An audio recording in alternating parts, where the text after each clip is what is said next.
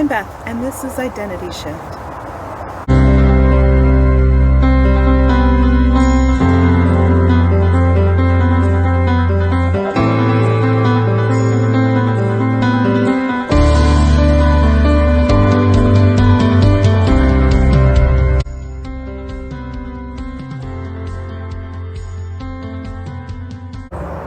Well, welcome to episode 17 of Identity Shift, which I'm calling Prevail. It's beautiful out here in the garden this afternoon, but it is also a bit noisy. There's a busy road nearby, and I think there's too much background noise, so I will move inside in just a few minutes. But I wanted to introduce today's topic. I'm talking about prevailing. Prevailing to me sounds like pushing through until there's a victory. And that's really where I want to go to, because truly in my life I've had many experiences where I've had to persevere, where I've had to persist in different situations. And in all of those situations, I have struggled to prevail. I don't know if I've got the secret, but I definitely feel like I have shifted. My identity for sure has shifted, and I'm going to talk about that today. But I really want to just explain what the different words mean. So prevail, like I said, coming through to victory. Perseverance has the sense of your head is down and you're powering through the situation, whatever the situation is. And persistence is kind of like doing the same thing. I keep trying, I keep pushing, and I keep going, and eventually it'll break through. So persistence is really helpful if you're learning a language, or you're learning a musical instrument, you're practicing something, a skill that you need to build. Absolutely critical. And I use persistence when I'm trying to shift my mind using the scripture, when God is renewing my mind with the scripture and I need to just repeat them out loud, or I need to follow a discipline of some kind. But perseverance has this feeling of endurance and being tenacious, holding on and not giving up and letting go. So very many seasons in my life where I persevered for years and years. And then about 10 years ago, my husband died, and within a few moments of his death, immediately I clicked in with, okay, so I have to persevere. This is grief. I know what to do. I'm going to flick the perseverance switch on, and I'm going to power through this situation. But within a couple of months, I ran into the wall. I could not persevere through that situation at all. It was too much. And for many, many years, I'd actually been using perseverance as an identity. I had a couple of reasons for that. One was I wasn't seeing the result that I had been powering through to get. I wasn't seeing the answer. I didn't get the baby that I was praying for. So I had to keep powering through. I just kept going and kept going and kept going, and trying to keep my hopes up and trying to keep my emotions under control. And the other thing that perseverance couldn't do for me was it couldn't resolve my emotions. It was very centered on legalistic rules, following a process, being the right person, doing the right things, and it wasn't actually helping me resolve. It wasn't comforting to me anymore. It never was, to be honest, but I had not really realized how little it was. One of the verses that you often hear is this one, so I'm just going to share it right now.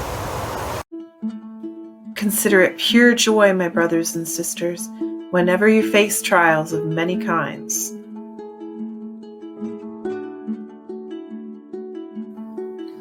Because you know the testing of your faith produces perseverance.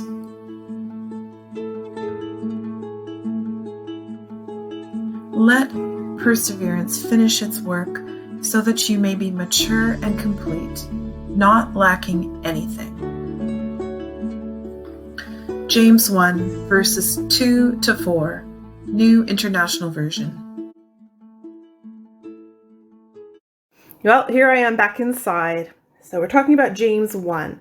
And James 1 is a really well-known passage. As I said, it's also one of those passages that I use to kind of beat myself. Count it all joy, my brothers, whenever you face trials of many kinds. So that meant to me, if I'm going to count it all joy, that means I need to be joyful. So it was one of the things that I worked on doing, was being joyful. And I really pushed myself into a striving place. I pushed myself into a works place, into a conforming place, rather than allowing joy into my life or stepping into a place of joy, positioning myself in joy, if that makes sense. But there's also the second part of the verse, and I'm just looking at my notes. It says in the second part of the verse that let perseverance finish its work, that you may be mature and complete, lacking in nothing. So let perseverance finish. There's three keys there. Let perseverance finish means I don't stop it from finishing. I don't prevent or stand in my own way. I allow it. That's what let means, allow it to happen. It also says in other translations, perseverance must finish its work. It's actually required. It's actually, I don't know if I'd say a law, but it's definitely important that perseverance must finish. It has to finish. And there should never be an assumption that perseverance is a lifestyle. It's definitely not an identity. It's not a fruit of the Spirit, and it's not a spiritual gift. Perseverance is a season. It's meant to be a seasonal thing. It's meant to finish. And the third thing is that it has work to do. Perseverance has a purpose in your life. And I think that's another horse that we've beaten a lot as well. We've beaten that you need to be joyful in trial. And we've also beaten that we need to be mature and complete, that perseverance has work to do to create maturity and character in us. And that is absolutely true. I 100% believe it, but I'm not going to make the character myself. It's not going to come because I'm trying really hard. It's going to come because God is working good in those bad circumstances. And I also just want to say here, and I'll probably talk about this in my grief series when I do that, but it is okay to be angry, to be sad, and to be hurt in any situation where you're struggling. It's absolutely critical to let those emotions out, because anger that is hidden is resentment, and it turns into bitterness. Anyway, just saying, we've got to let it out. I wasn't super good at that. And I learned when my husband died and I hit the wall. Not only was I making perseverance my identity, but I couldn't power through anymore. And I had to stop. I had to find a different way. So I'm going to tell you what that was. But I want to say one other thing too. Another thing that we hear a lot is about waiting patiently for the Lord. It says that in a lot of places in the Bible. It's a Bible thing. It actually says that. We should wait patiently for the Lord, which to me means holding on to his character, staying with him. Don't give up. Don't let go. There will be an end or a happy ending. And I think that waiting patiently is probably one of the hardest principles there is. How do I wait patiently? It just sounds so passive. Like I'm just going to sit on a chair with my hands nicely folded, waiting. And for me, if I am in the middle of a struggle, I want to do everything in my power to change that, to get out of it. I want to do everything that I possibly can do to move things along as fast as possible. Just being honest. But I don't think I'm alone in feeling that way. Waiting patiently should not and cannot be a passive act. So in Bill Johnson's book, Hosting the Presence, he talks about waiting. And he says, waiting is not sitting still. It is more clearly seen in setting up an ambush for the one who promised, I will be found by you. He wants to be found by us, but we must seek him where he may be found. This is a place of rest that comes out of the conviction of who he is in us and who we are in him. Resting is a beautiful picture of people who no longer feel the pressure to strive to prove themselves. Patiently has two meanings: pain in childbirth or whirling in the air in dance. Both of these activities require incredible focus and strength. We are to wait on God with an unflinching resolve and focus, much like Jacob had when he wrestled with the angel or when Elisha contended for Elijah's mantle. Absolutely love that.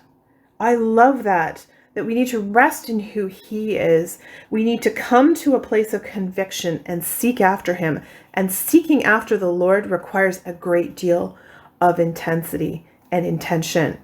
And there is also that focus, that incredible focus that's required in childbirth. I personally haven't experienced childbirth, but I have experienced moments and times where I've needed to focus, where I'm driving at night when I'm tired, or when I'm trying to understand something, or I'm trying to produce something.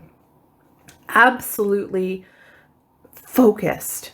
Absolutely focused means that all my energy is directed in one place. That some of the byproducts, some of the fruit of my season of striving to persevere and my season of trying to wait and becoming impatient and becoming frustrated and angry was that I was believing thoughts that were coming into my mind. So thoughts like, you don't deserve to be a mother, you aren't enough, you're not good enough. I also was believing thoughts like, you're alone, nobody cares about you, you shouldn't talk about this because nobody wants to hear what you have to say. And things would come up in my world that would seem to agree with those thoughts. They started to become beliefs, and I started to agree with them. So even though on the outside I was doing everything that I could to conform with what I believed was godly perseverance and godly character and enduring and really wanting to be pure before the Lord and in relationship with him, inside my deepest heart, everything about me was going in the other direction. And my heart was full of sorrow. I was judging others. I was criticizing others. I was keeping everybody away. I was refusing to participate in community, and I was not healing. So how did I get out of that? The first big step was when I was invited to join an online course by Mark Verkler called 4 Keys to Hearing God's Voice at a church I was attending. This course opened my world up. I had already had some understanding about hearing God's voice when I was in Youth with a Mission, and I felt pretty confident in hearing him, but I never realized that God is always speaking. He's always got something to tell you. He's always got a word for you. And I had never entered my mind that I could ask him a question. It never entered my mind that anytime I wanted to, I could sit down and I could still my heart and I could just say, Lord, please speak to me. I could write a question out and ask him a question. The questions that I was asking then were things like, Lord, what do you think about me? And his answer was, I love you. That went on for ages. God, how do you see me? I love you. And I'll bet you, if you ask God that question, you'll probably get a similar answer, because he loves you. As I started to learn how to hear God's voice in that way, I started to journal what I was hearing as well. And when I was journaling, I was flowing.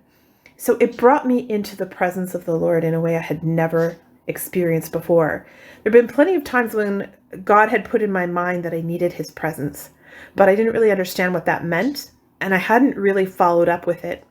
So this course opened me up to the presence of God, and I journaled and journaled every day, pages and pages and pages for the first, I think, 6 to 8 months after my husband died. Journal after journal. I have a whole shelf over here full of journals, and I am still journaling often. Almost every single day I will journal, and it's almost always me just asking the Lord a question.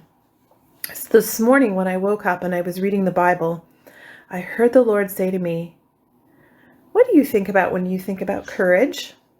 And I thought, oh, I should journal that. So I did. And I'm going to tell you what he said. I'm going to answer a few questions that God asked me this morning. You might want to do this too. How do I define courage? To me, it's holding on, not giving up, facing fears, and stepping up when it needs to be said or done. Courage in French means heartedness, brave heart, strong heart.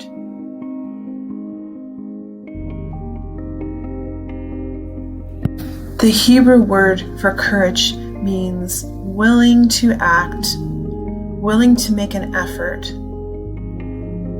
It's a completely different perspective. That's all he's asking of us. How does God see my courage? He sees me having him in hand, knowing he is sufficient, having peace in the storm, disregarding what I see and what logic tells me, because I know who he is.